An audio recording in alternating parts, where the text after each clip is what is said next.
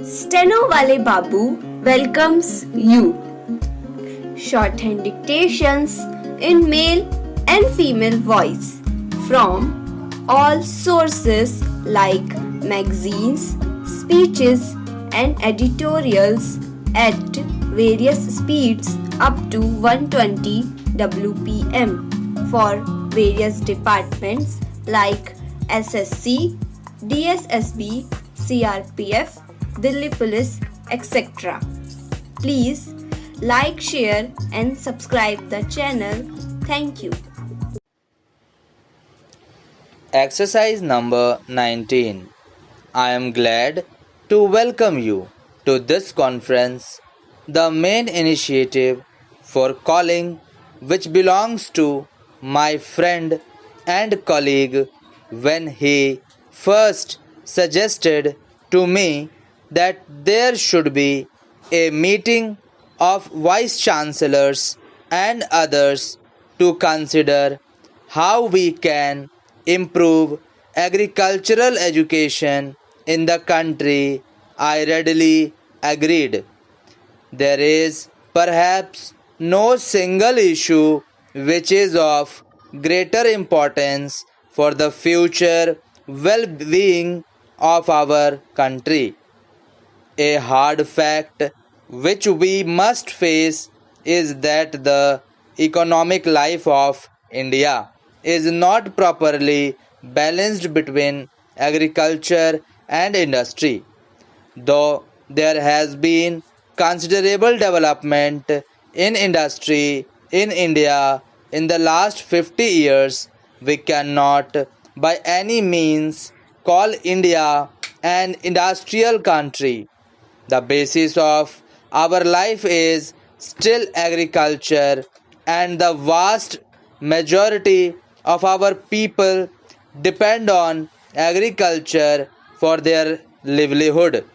In fact, curious as it may seem, the pressure on the land has on the whole been increasing in spite of the growth of our industries.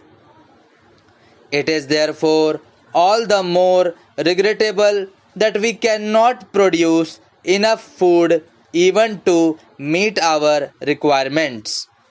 Roughly 80% of our people are in some way or the other connected with the land, and yet we have to depend upon foreign countries to get enough food for our people.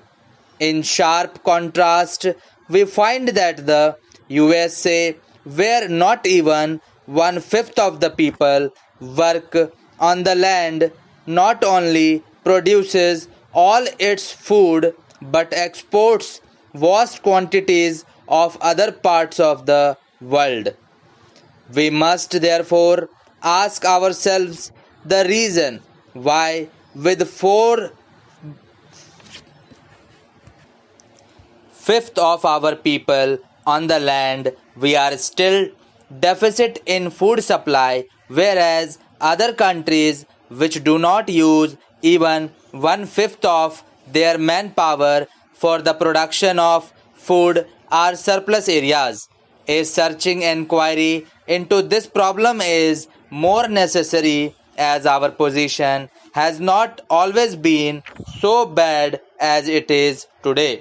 Until some years ago, we have in fact been exporting wheat and other food grains, but since 1983, we seem to be suffering from a perpetual shortage.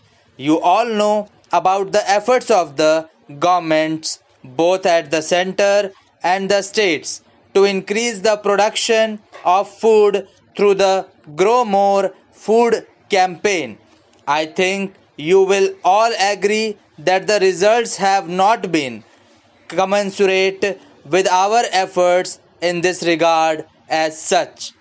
We know that the average yield of our land is one of the poorest in the world, and this is so in spite of the fact that the quality of our soil is perhaps second to none. The only explanation is that our methods of agriculture are not fully effective. We must therefore think in terms of a change in our agricultural methods. This can be achieved only if our agricultural education is thoroughly recast. I think you will all agree that the present system of agricultural education in India is not satisfactory. It has not proved adequate even in normal times.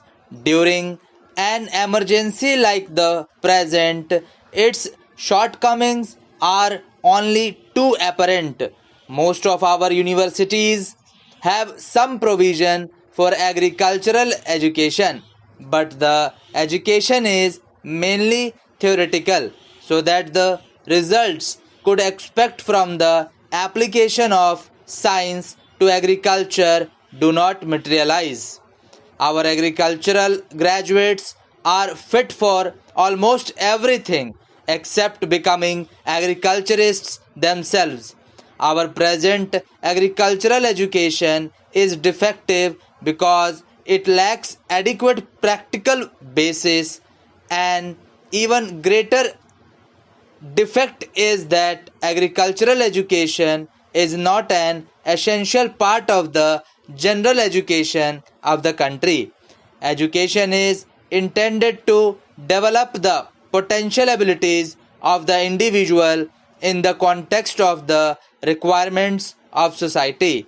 In a country like India, where agriculture is not only the main profession but the dominant way of life, it is necessary that agriculture must enter intimately into every aspect of general education.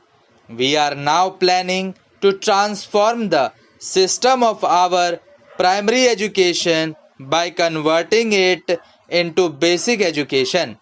Gandhiji, with the insight of a genius, saw that if education is to be creative and real for millions of our people, it must seek to satisfy their basic requirements of food and clothing. Intellectual development can be adequate and satisfactory only in the context of satisfying these two basic needs. Our general education, especially in the earlier stages, must therefore give a greater importance to the theory and practice of agriculture. I have for some time been considering the question of having some kind of conspiration by which all students in our colleges and universities would be compelled to work for a period in fields and factories. I have, however, come to the conclusion that for various reasons this cannot be immediately done. In Western countries, the labor of young people has been effectively and usefully employed, as the problem of these countries is primarily one of the shortage of labor. In our country, if there is an excess in anything, it is that of manpower. It will not be incorrect to say that almost all Indians are underemployed. Thank you.